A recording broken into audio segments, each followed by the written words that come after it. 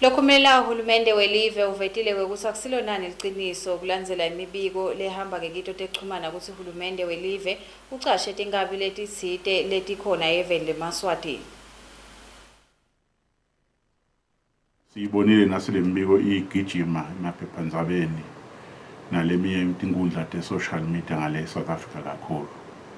Lesinakubeka singihulumende wenokunene ukuthi eMaswati angadukiseki. Laba bekunene abasati into lofanele bayikhulume nento lofanele bangayikhulumi. Kude uhulumende lonemibutho lecinile lenjengalo imibutho lesinayo uthine longahamba yawucasha emaswati awacashele udla abantu bakhe. Asinamlando lo njalo kulelive. Leti dinto letikhulunywa abantu labaphethwe sidunge ngalesikhwahlande lesingathi sibahambelani likhala kubo lela.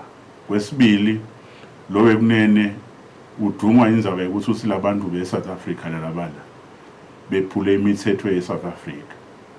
Lesingakwathi ke usingabe balivuliwe ilicala ngale South Africa litekwa ngibani liphenywa ngibani. Asikwadi lo kubekwa ngilabantu laba nebekunene sibuka nje ukuthi solo bachubeka nato tinkulumo tabo lema negative narratives ngelive la kangwane nemaswati wonke jikelele nebaholi bawo.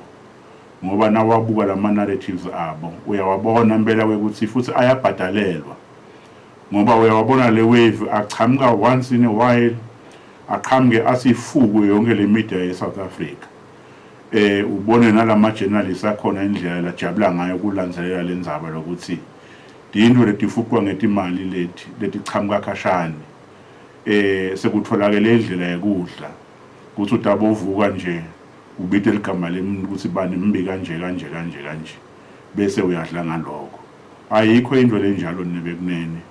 Uhulumende wakangwane usebenza njengabo bonke bohulumende bemhlaba.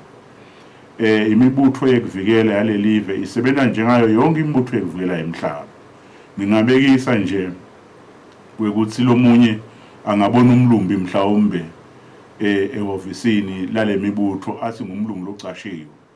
Ukhomba ke indlela ukuthi bantu abathi kangakanani labanye.